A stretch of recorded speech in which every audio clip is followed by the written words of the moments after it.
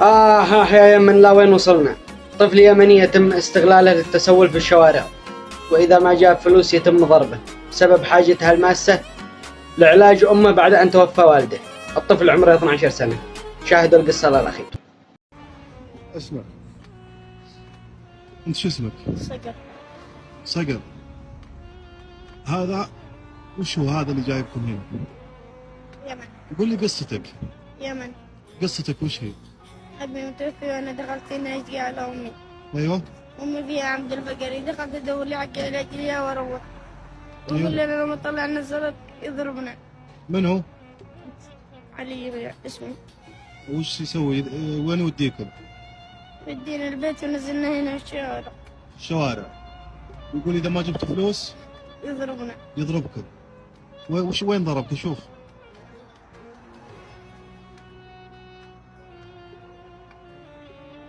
يوجع يا أخي. يجرح يتوجع. ضرب يتوجع.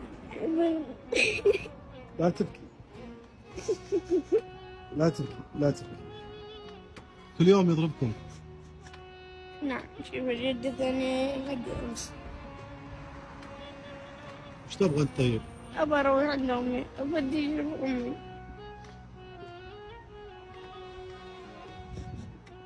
اسمعني، الأمور طيبة معاك. كلم الشرطة. ها؟ أيوه، بدي أروح عند أمي. أنت بطل. كم عمرك؟ 12. 12 ولا 13؟ 12. أنت رجال. إن شاء الله. أنت رجال. يا أخي. لا تبكي، لا تبكي.